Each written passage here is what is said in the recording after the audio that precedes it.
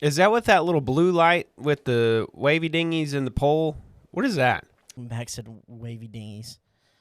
So we're good. Let's go home. All right, Yeah, yeah, right. we're all set.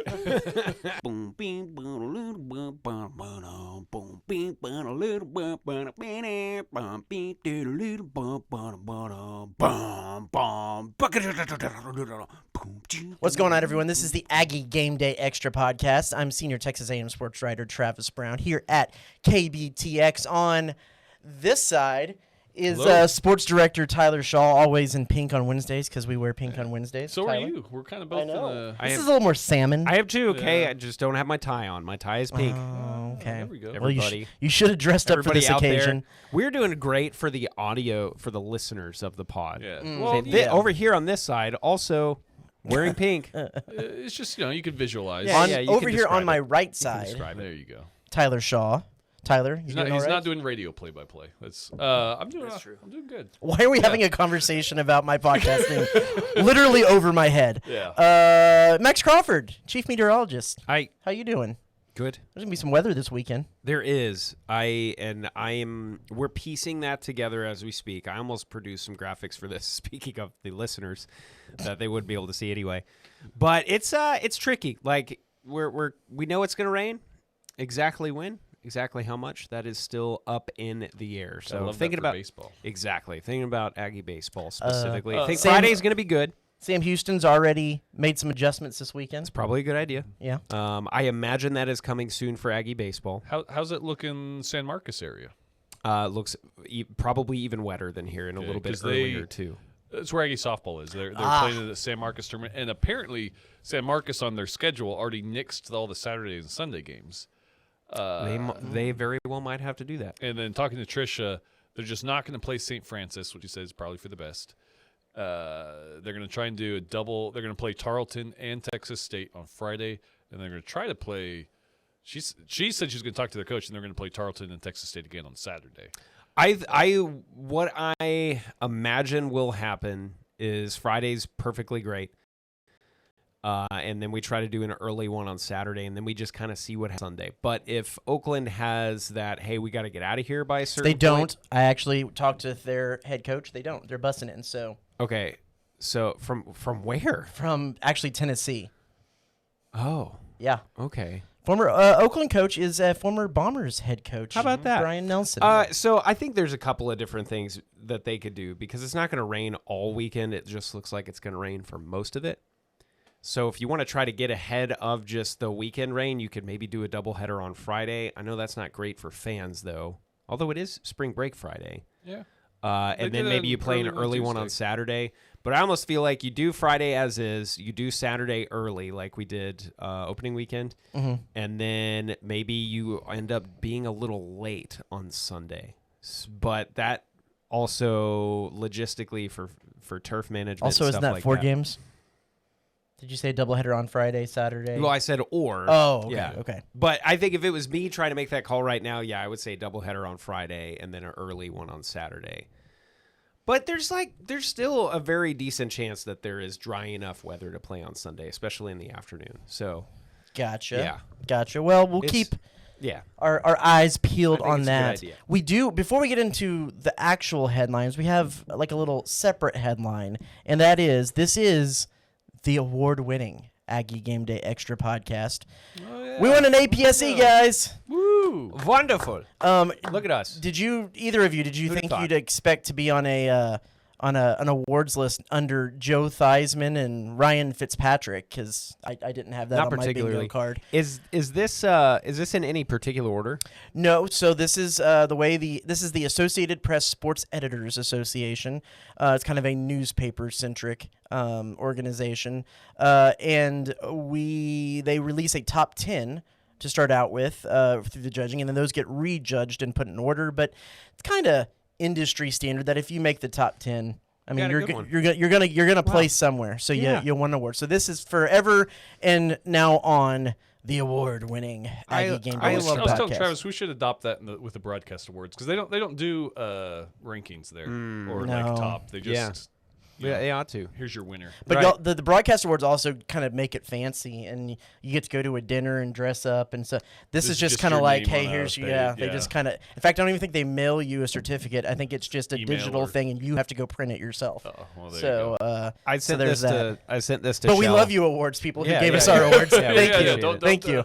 I sent this to Shell a couple of days ago when we found out, and because we had a weather podcast for a hot minute that we worked pretty hard on and submitted twice. and Probably never harder got- than this podcast. Well, that was exactly my point. I said we tried really hard on that pod. We did not get anything, and then I put myself on a sports podcast, and now I have an award that way. yeah, you're an award-winning sports journalist, Max.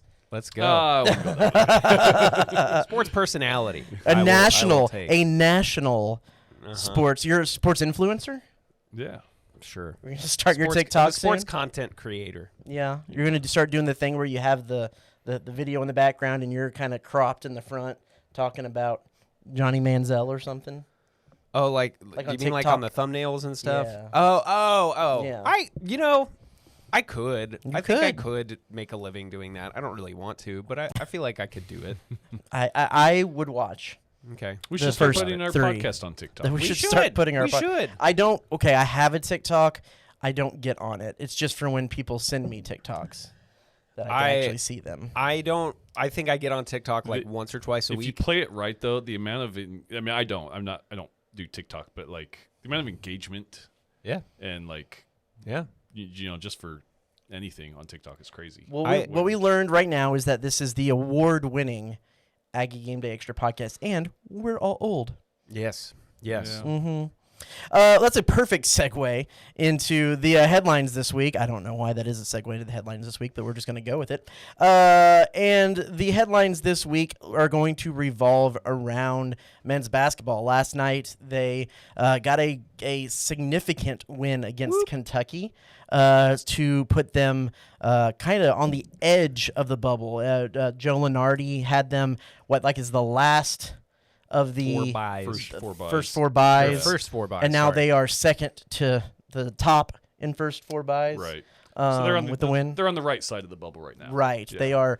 That would be a 10 seed Yeah. I think or a they- 9 seed. They got them about a 10 seed. Mm-hmm. But yeah, who knows? We kind of talked about this a little bit last week, but how you feeling about their SEC tournament chances now that there is another game in the belt and what looks like to be a quad 1 win?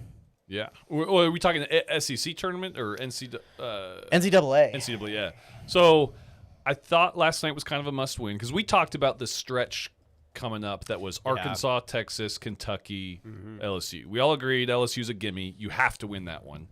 And then between Arkansas, Kentucky, and Texas, you win another one. You go 2-2 down the Final Four, and we felt pretty good about their chances. And as long as they beat LSU, that's what they're going to do. They're going to go 2-2. You drop. And honestly, that's kind of the way I predicted it to happen. I kind of thought Texas was going to get them. Y'all did call that. I thought they were going to split the regular season series, which is what happened. I thought Arkansas was going to be too much for them. And then it didn't shock me that they beat Kentucky. Now, the manner in which they did, where they kind of had, fell into a hole and then just came storming back, and Ruben Dominguez woke up and just barrage of threes. That might have been a little surprising. It was. It was awesome. And I saw it after the fact in the highlights that you ran at 10. And the second of those threes to me was just some of the most hilarious basketball I've ever seen because he got the ball, did a little spinnerooski around a couple players while he was inside the 3-point line, and then realized where he was, took a few steps back to get outside the 3-point line, and then just turned around and shot. Yeah. And to me, it was so backyard basketball-esque. But when you're confident like that, who are you going to tell him not to? Yeah, the old Ruben was back. Yeah. Oh, absolutely. It was an awesome thing to see. It was funny. Nick Kuzma, who just started working here a couple weeks ago. I guess I just realized until last night that his entire time working here has been basically during Ruben's slump. Yeah. Right. And so Ruben went off, and he's like, I didn't know he had that in his bag. We were kind of like, that kind of is what he has. That is his bag. That is his bag. It's exactly what he does. He just hasn't done that. Kuzma is a good luck charm for the ladies, but he has not been for the men. No. Maybe that should be our cold open. Kuzma is a good luck charm for the ladies. Yeah. Y'all had some interesting fan stories. Yeah, there was some Kentucky fans who got ejected. Some Big Blue Nation people. For telling a lot of people, especially the student section, that they think that Kentucky is number one. And what? Basketball? They were just, they were showing them the number one. I see. They were showing them one singular all finger. the way as they got escorted to the outside. They were, saying we're number one. I've got to feel like that was just rage fuel for BBN because this season has been very up and down as it. Our resident Mark Pope apologist over here. Why don't you go ahead and break that down? It's tough. There's no way to sugarcoat it. He is in a tough situation, and I kind of saw it coming when he took the job. It's like it's almost a lose-lose. Like that. That's like taking the Alabama football job. Yeah, he's kind of in Kalen DeBoer's shoes right now. I think so. I think that's a great comparison. How other than making Final Fours and making tournament runs and winning SEC championships, how are you supposed to keep that fan base satisfied? Right. Mm-hmm. And I think the way their season has gone is they have stormed out to leads and blown leads and stuff like that. And so I think a lot of BBN was there and they were like, I cannot believe I'm not only seeing this again, but I am now seeing this in person. Yeah. And I think there's a lot of pent up frustration with that fan base. They're going to be calling for his head. Yeah. We'll see how much longer he lasts there. This is it's his second season. His second season. Yeah. Being a Mark Pope apologist, I would say you give him another year. Right. I don't like how quickly in this culture that we move off of college coaches. Sure. I think you need to give him another year.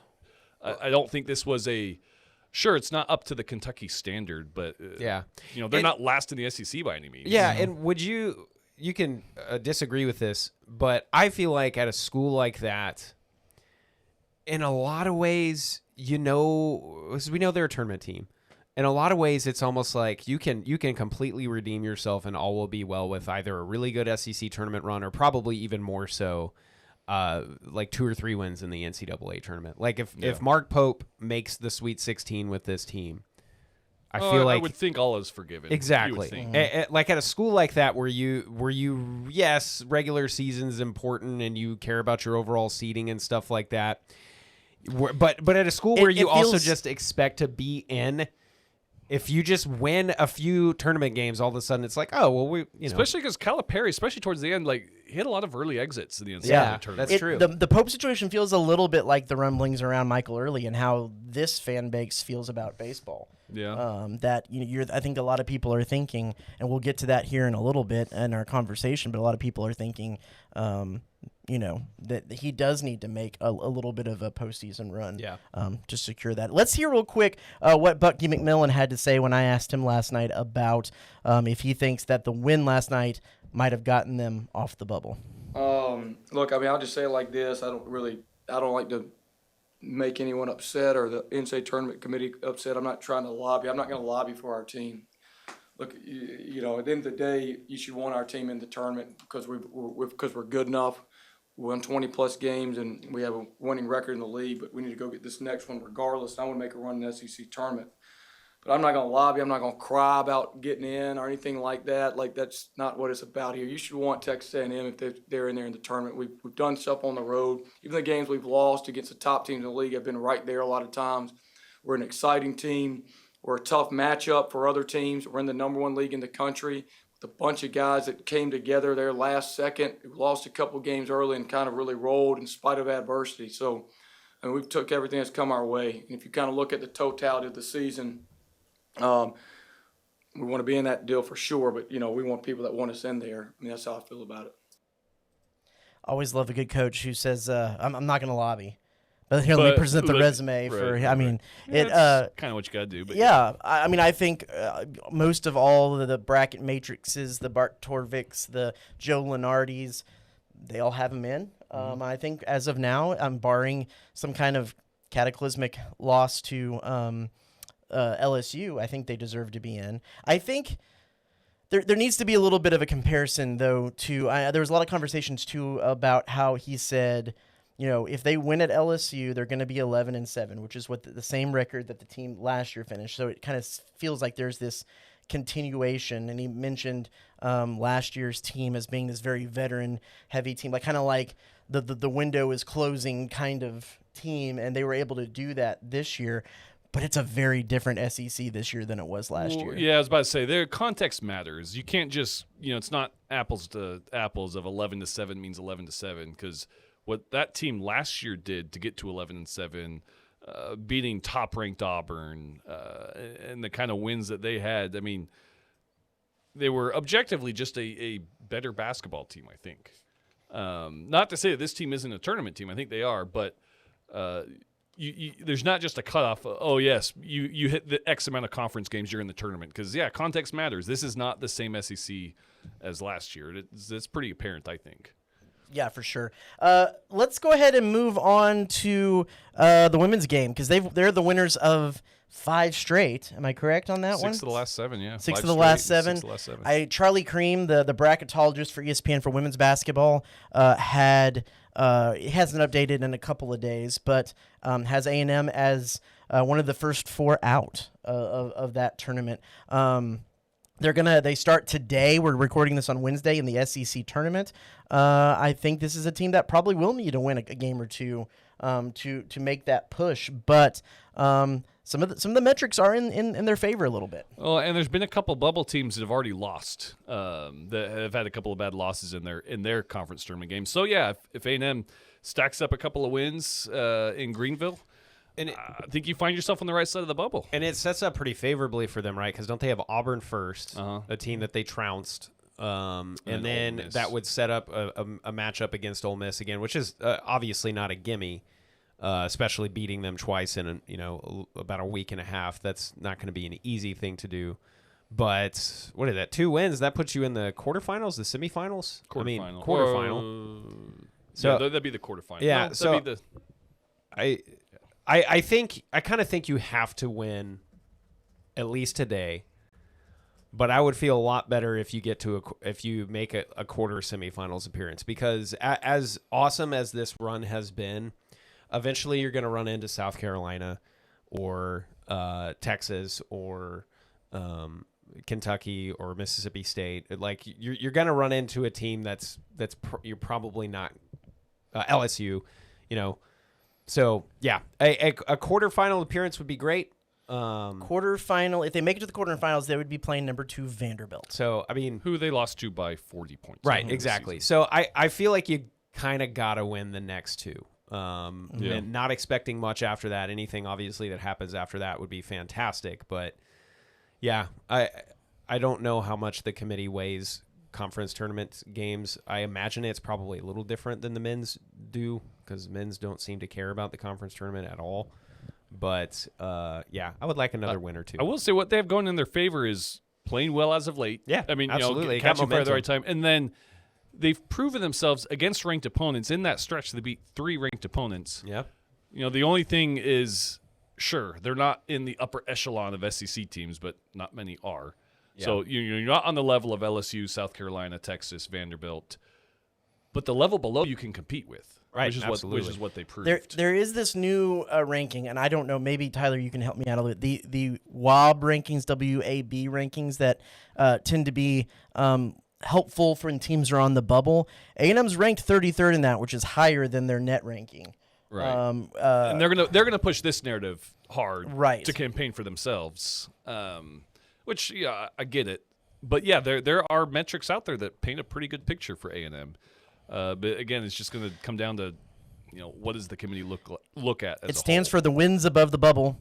It's basically evaluating the team's resume against the average bubble team. Right. So they are above the bubble. So against light competition, they do well. Mm-hmm. Which I think, especially – considering the way non-conference kind of hashed out, I think that is the biggest argument that Joni Taylor's trying to make. Mm-hmm. Is, we could have played more non-conference games that would have added to our wins, but the non-conference games that were canceled would have been quad 4 games. They had one of the toughest schedules in the country. Yeah. So, yes, they have some really bad losses. They have a lot of losses.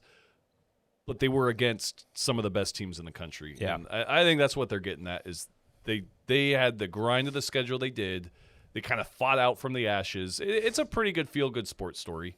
So they definitely deserve to be considered, and I think they've got a strong case for making it. And our own Nick Kuzma, who is great with the ladies, or whatever we said, lucky with the ladies, did a feature on Lauren Ware that will air tonight. Yep. This is Wednesday on which the 6 o'clock. The 6 o'clock. So if you're it'll be on KBTX.com. Yeah. This will be probably out about that same time that airs. So it's a great story. She's the heartbeat of this team, so it's kind of cool to see. Mm-hmm. You can see that on KBTX.com here just after you get done. Listen to this. Softball hits the home stretch in non-conference play. I kind of feel like this softball team a little bit like I did the men's basketball team. Softball did have the game against Texas Tech, which was a good game. They have a little bit stronger non-conference schedule, but it's been a little up and down, and I don't quite get a feel for how ready they are for conference play, which starts next week. Next week, yeah. Mm-hmm. I don't know either, and I think it's all comes down to their pitching. Tricia will tell you that, she feels that this bullpen or whatever is deeper, that the pitching staff is kind of deeper, and they spread it out more. But it all boils down to they don't have Emily Kennedy anymore. Mm-hmm. They don't have an All-American pitcher, and that's hurting them. They don't have that go. Now, they did get a perfect game, 5-inning perfect game, I should add. Yeah, I know. Very, very strong asterisk. Still impressive pitching performance. But will they get that kind of level consistently out of this pitching staff? I don't know. Mm-hmm. I think that is what will hold them back if they don't kind of catch fire. Because, SEC play is going to be a grind. So, and this weekend, as you were mentioning earlier, it's going to be a little weird with the weather, how much of this home stretch of non-conference play they're actually going to get before SEC play starts. True. So that'll be interesting. And then we'll two other interesting ones to round it out here. Johnny Manziel is sued a College Station woman for defamation. It's a woman who went onto social media and was posting what Manziel claims is all kinds of false stories about him. And we talked to Manziel's lawyer about this, and they said that the reason they brought the suit forth is that this woman wasn't going to stop otherwise in their belief, and that they're not looking necessarily. They're not. The focus isn't on the monetary damages. It's on the non-monetary damages of just cease and desist. And they were not looking forward to making this this suit, but it was kind of a last-ditch effort to protect Manziel and his family and his friends. That was according to Manziel's lawyer, who we talked to last week. We'll keep more of an eye on that and where that goes on KBTX.com. And then finally, track finishes 3rd and 7th in the SEC indoor meet. Kind of an interesting finish to the 4x100? The 4x4. 4x400 for men's team. Yeah. Tyler, what, I know Nick Kuzma was out there, but he was telling us about it a little bit. Yeah, I mean, it's the last event of the meet, and I think by this time Arkansas had kind of already locked up the championship, but Texas A&M was kind of still in contention. They're right there. They're sitting in second place as a team.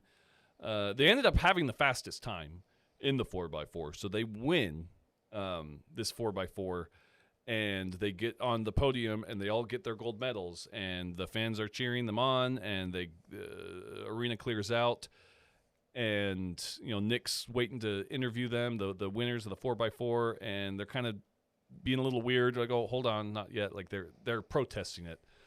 So they end up getting DQ'd. So this was after they get their medals and everything, and they get disqualified. I guess one too many steps inside the exchange zone.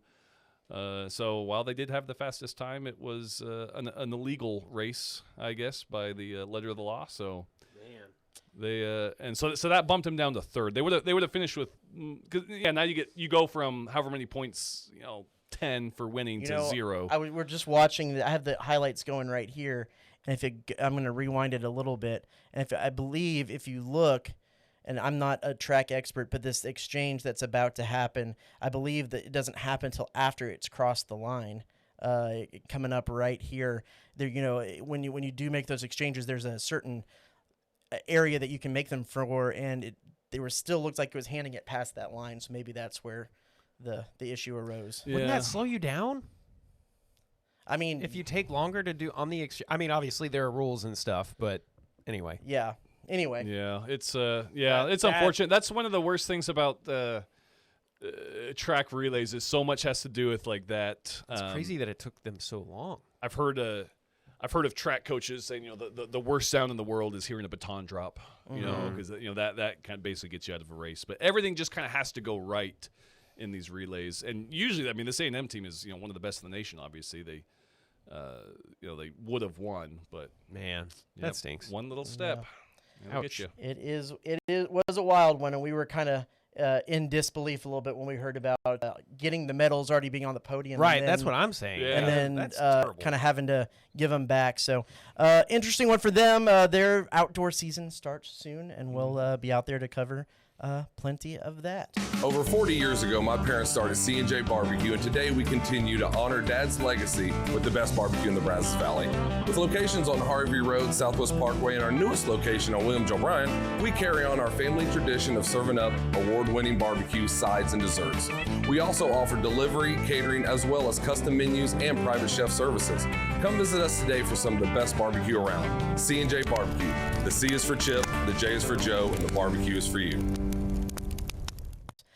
So let's go over to our conversation for the day, and that is Tyler and I were up in Arlington to watch the Texas A&M baseball team square off in the college, the so originally named College Baseball Series, and it was the toughest test that they faced so far this season in Virginia Tech, UCLA, Arizona State. They go 2-1 in that series, lose to. Of course, number 1 or number 2, depending on what poll you look at, UCLA.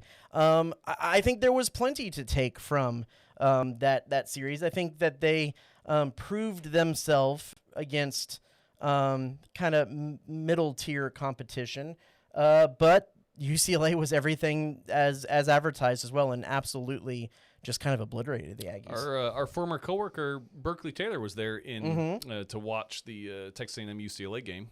Well, she's not allowed at any other game. I was about to say, what kind of a roller coaster was the weekend for you? Because they start out with a run rule victory, Right. and then they And then played they get another run-ruled. run rule victory the next night. But I don't know. I guess from a fan, did you just kind of or do you chalk it up to it's UCLA? It's fine.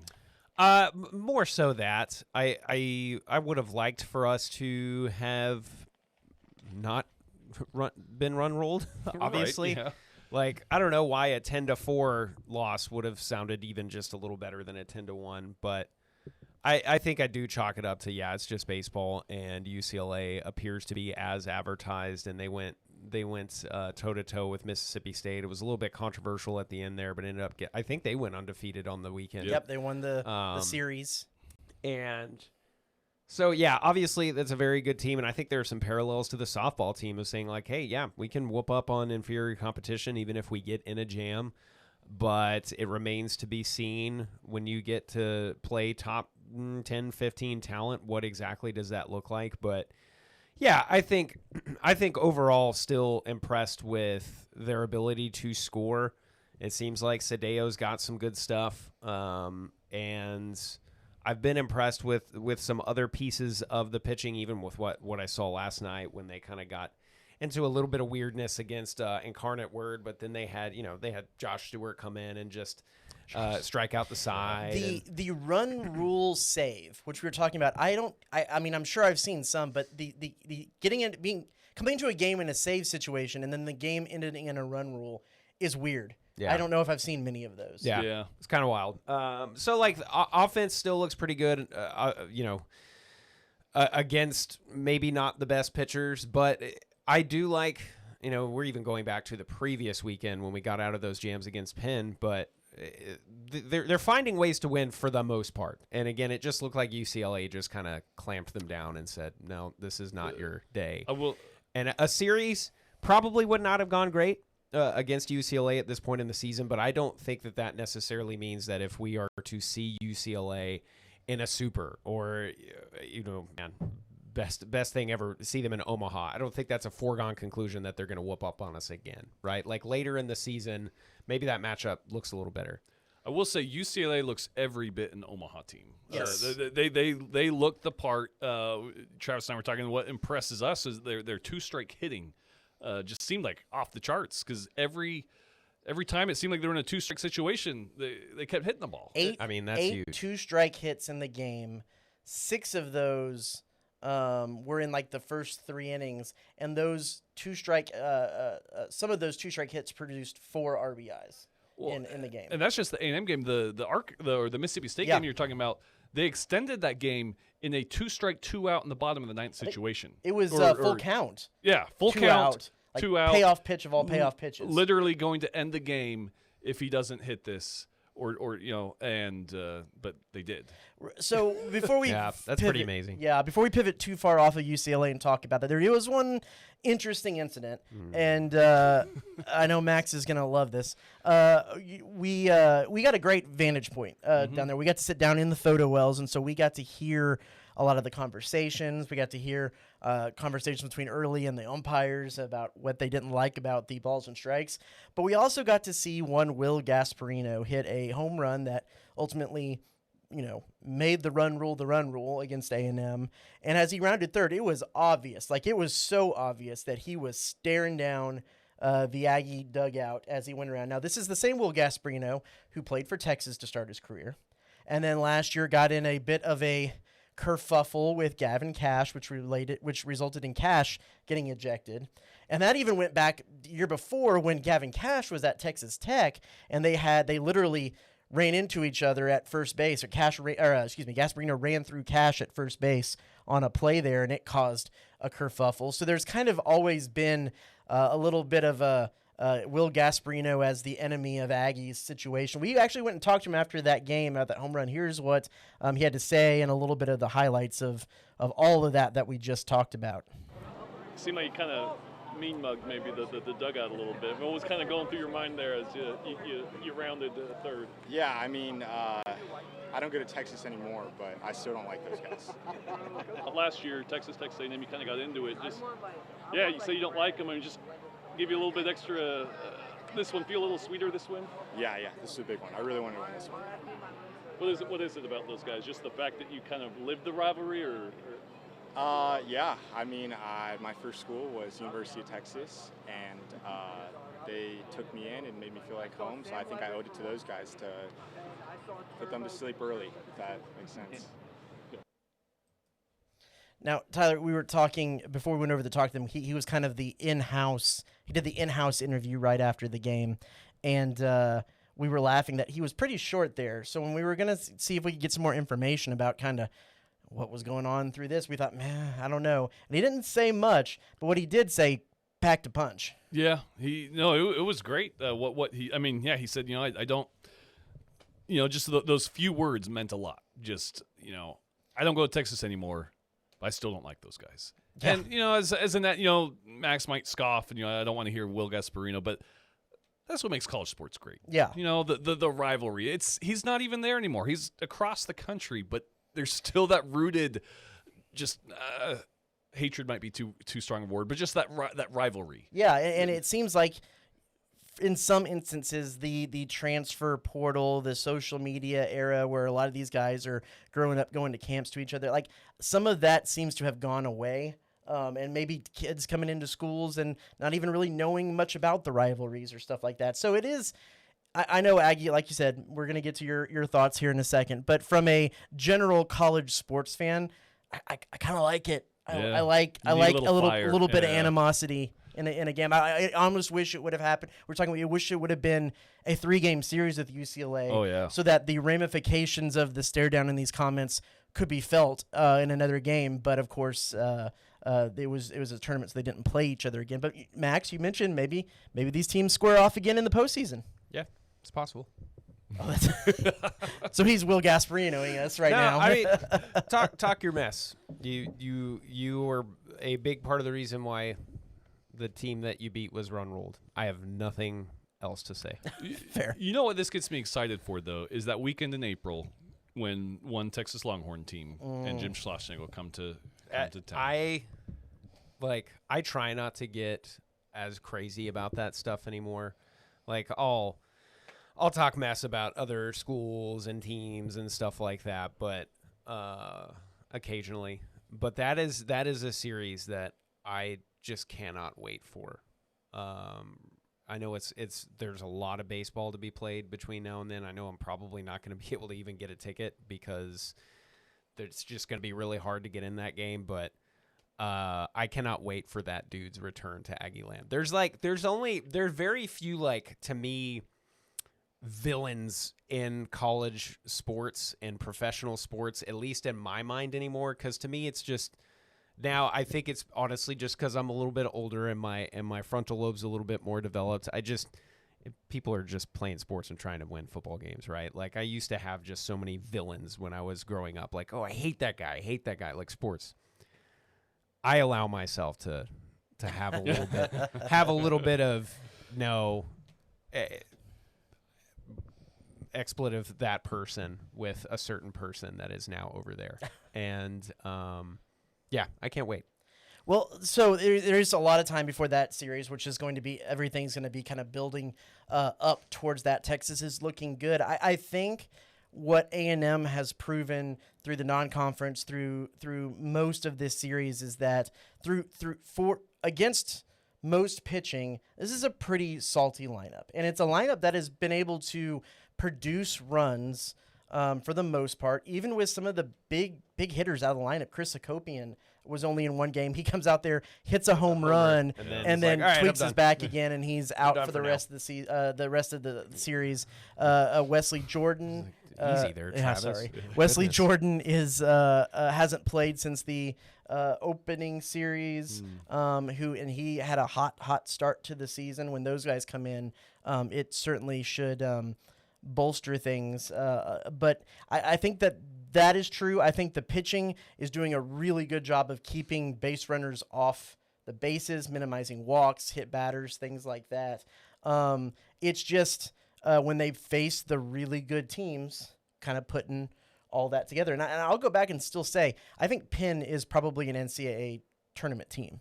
And so we can kind of throw them into that mix because they're usually competing for that Ivy League championship. And that, to me, seemed like a really good team. Yeah, no, I think this team's going to be solid. They've got a chance to, and kind of like you were saying earlier, maybe fans kind of think Early needs to make a run to kind of secure his job, but I think this team has the tools to do that. Yeah, they appear to be equipped to do that. But yeah, it'll be once SEC play starts, we'll kind of see how they stack up against some of that top competition. When you're playing the Mississippi States and those teams, but yeah, I think even with those heavy hitters out of the lineup, they're still really good at getting on base. We're watching the Chris Akopian home run right here. You did really get that one good. that was a good shot. Yeah, thanks. That lucky on my part on that one. Because there are a lot of others that could have gone wrong. Chris Akopian, the one hit wonder, comes in, blasts one out of the park, wins the game, and then says, "I'm out." Yeah, I wonder if just the adrenaline wore off after like rounding the bases, and he was like, "Oh yeah, actually something." I got a good shot of this in his second at bat. He fouled one off. He kind of reached high to try to foul one, and it was just an awkward swing. And you could tell right after he swung, he took a couple steps into the left-handed batter's box and was grimacing. He looked like me when I was trying to get out of bed, basically. He grimaced. He kind of bent over, kind of had his hands on his hips, and he finished the at-bat. But then after that, he was out of the game. And didn't come back in. Interesting tidbits from the series. Shane Sadeo, Michael Early was saying, has 6 or 7 pitches working, which is quite the arsenal and exactly what you want to see in a starting pitcher, because you can save pitches then for later innings and later at bats. And he said he felt kind of bland out there in this game, but he certainly did enough to win them the game, and he was really actually kind of at his best when traffic was on, when base runners were on. There was a couple times that they stranded runners at third. And so you like to see that out of your ace. I think the interesting thing about Weston Moss, who went against UCLA, is that he did try to work down in the zone. Michael Early and the coaching staff was not happy and even kind of went out there and was chirping a little bit. This was the fun of being in that camera well. There was an instance where Michael Early went out and was chirping about pitches being at the bottom of the strike zone, and the umpire told him, "You've already been warned once. If you want to go, that's your decision."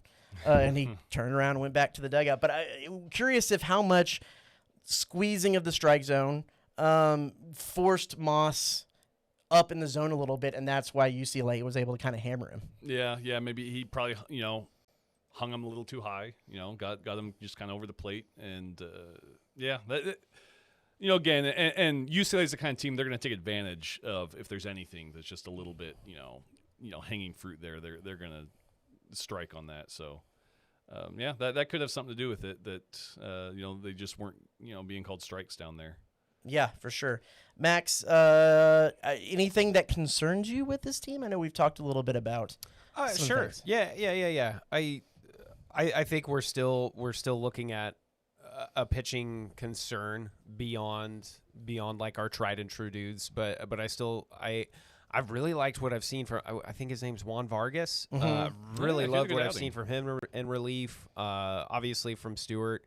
And feel good about Sadeo. I still think Lyons and Moss can solidify those starting roles just fine, but when you get into the meat of an SEC lineup, I don't know if that's a little too much to expect. But I suppose I do have a mild concern about hitting against really, really good pitching teams. But if you look at it, I mean, aside from the Penn weirdness, they've put together a stretch of really, really good baseball so far this season, which looks a lot different than it did at this point last season. There's talent that is hitting. There's young talent that is hitting. There's tried and true dudes who are doing what they're supposed to do. Gavin got an extra base hit yesterday to kind of contribute to that run rule. Caden Sorrell has looked as advertised, even when getting spikes to the flipping hand. Terrence Keel's getting on base. Yeah, I like the way things look right now. You got a utility player in Chestnut who's as fast as Keel and tries to get on base and be a utility when he can, and even gets a homer.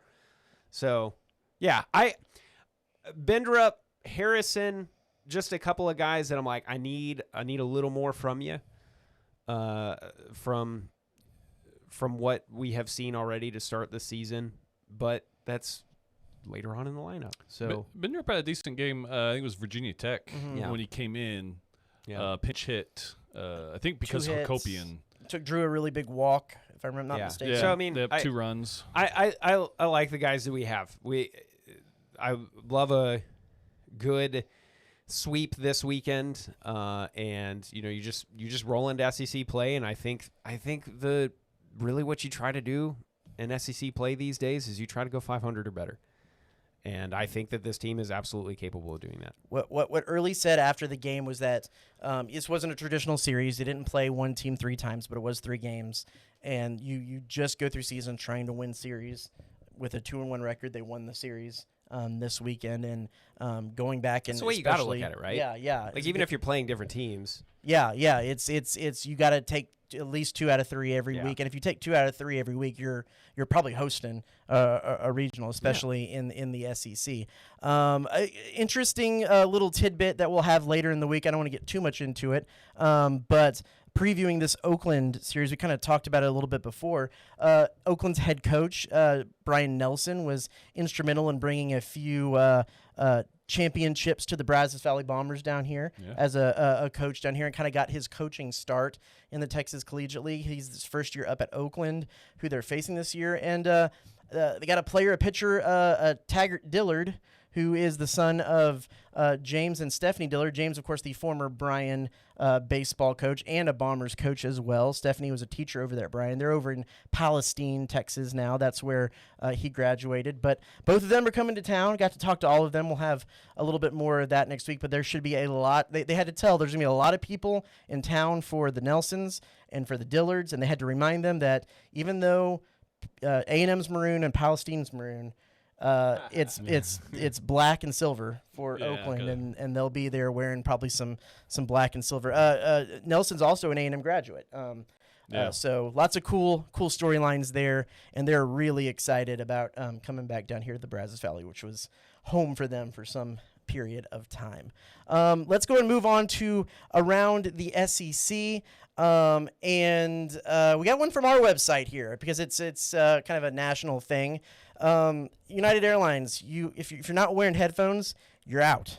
You gotta, if you're gonna watch a video, if you're gonna listen to music, they better be in headphones or you can be ejected. What is some of the worst airline passenger experiences that you've had of the fellow passengers around you? I just want to also say that I voted for this story because I just wanted to see Tyler get fired up.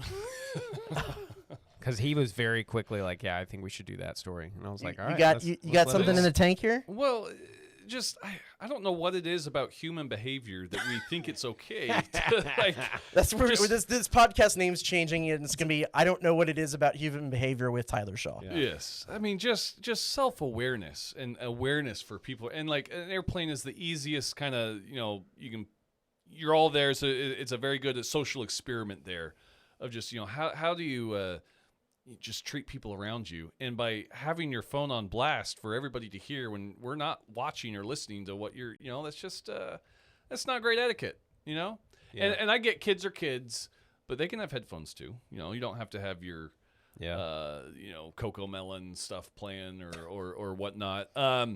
Travis, we've been on a plane where you've had some, I was gonna figure out the best stuff next to you. Yeah, was it when we were flying to Florida? Maybe. I feel like there was like a Florida man narrative in my head here. Yeah. You land and everybody is kind of anxious to get off the plane, and people are and so everyone's kind of facing towards the aisle, and so I'm in the middle seat and this guy's in the aisle seat, and so he's just kind of on his phone on something, and you can't help but look down because you're kind of facing that way, and he was ingesting a healthy dose of adult content. Oh no! And this isn't like he was watching Game of Thrones or something. It just happened to be one of those scenes. Like this was adult content. Just right there. Out there in the plane for everybody to see. Unabashedly. Now, luckily, I guess it was on his phone and not like an iPad. Yeah. But that and was the volume probably, wasn't up. So yeah, there's that. But so he wouldn't have gotten kicked. No, I'm just kidding. That was probably the worst experience I can think of. Oh man, I am fortunate there. Yeah. I can't think of anything remarkably like that. But I think we've all been there when someone doesn't have headphones on. I've had to deal with that a couple of times. Here's what I want the other perspective on from y'all too. Have y'all traveled with the young child being unruly? Or being upset. With with your children. And how does the parent do you handle that? So situation? I will probably deal with it more with James. Jenny was kind of just perfect little child. So like she didn't actually, she was a really good traveler. Like she did well. Now that being said, I still understand young children and parents. So I will have sympathy for, I'm not going to be one of those like, wrangle your kid, unless it's like obvious that they're just ignoring their kid and not doing anything about it. But I get kids are kids and they're unruly. So I will have empathy and I'm not going to just sit here and judge all the kids that are acting out. I think this podcast also is Tyler's therapy session a little bit because he's also in real life like the least confrontational. Yeah, person I know. That's why I was like, let's get him fired I kind of up. like him. It would actually take a lot. I feel like on the plane for you actually to say something about something. Yeah, and kids probably isn't one of them unless like they're obviously like kicking your seat and the parents just literally especially not if they're a little anything. bit older too. Because I would be embarrassed as a parent. Right. Like I get you can't control everything, but like there are some things that you should not. There's let your definitely a kid do. line, Yeah. and I try to give people as much grace as possible Oh. when traveling because you have no idea what kind of stuff they're going through. But I mean, what you found was inexcusable because there's one of two ways. That dude was either like it was an added incentive for him to see that people were doing it, or he just doesn't care anymore. I don't want to know about yeah. added Anyway, incentives. yeah, I always try to give people abundant grace when it comes to being in the skies. But yeah, some people being a little too loud, being a little cramped. But I'm a big guy too, so I understand that. And The thing that drives me crazy is when speaking of landing, when it lands and all of a sudden like Everyone- 18 that's people the- yeah, runs Pop down the up. aisle. It's Yeah, like I hate there's that. an order to this. right, Let's all file out. people- We're all going to get out eventually. in that same vein, I know I just said, you never know what's going on with other people, but like everybody's in a hurry when they're traveling. So like you're not special. right. And like, yes, you have a connecting flight, stuff like that. Like, okay, but you're going to get to where you got to get. But yeah, we haven't hit up the plane with Mason or Hallie yet. And part of the reason is just because we just haven't wanted to deal with that yet. We did. But If I I had, like to think I've stored enough plane karma for it to be okay if we did. if I had the situation where it's like, oh shoot, this flight got off late and I might be missing I have a connecting flight, I would tell the flight attendant. And usually I've seen in instances where Yeah. that happens, the flight attendant will like escort those people to the Right. front, Yeah. and help them out instead of just like doing Oklahoma drill with the rest of the plane Yeah, exactly. to get to the front. Yeah. And then stinky passengers, you don't want that. Yeah. No, that's yeah. another All right, thing but don't I've been get, pretty like- fortunate that hasn't that maybe happened like one time. So Yeah. yeah. Are you what if you have the talkative passenger next to you? How How do you feel? I don't mind that. You probably mind. You probably don't mind. I don't typically mind that.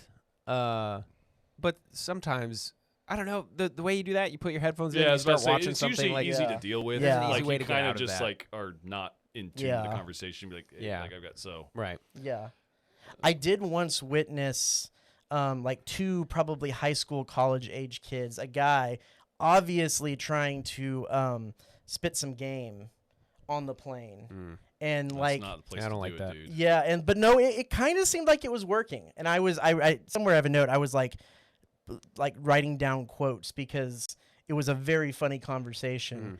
And I think when they left, he had kind of stopped to like get out his phone to maybe get the number. And by the time he turned around, she was gone. Yeah. So There you go. that was really enjoyable. So anyway, take your headphones on the plane now, and always take your headphones no matter what airline you're going on, because For real. just don't annoy people. Yep. That's all the time we have this week. There's all kinds of fun stuff going on, so be sure to check KBTX.com, the 5, 6, and 10 leading up to that. And we'll be back next week with another edition of this lovely podcast. This lovely award-winning podcast. So Gotta get it for one more time. Max Crawford and Tyler Shaw, I'm Travis Brown. This is the Aggie Gameday Extra Podcast. We'll see you next week.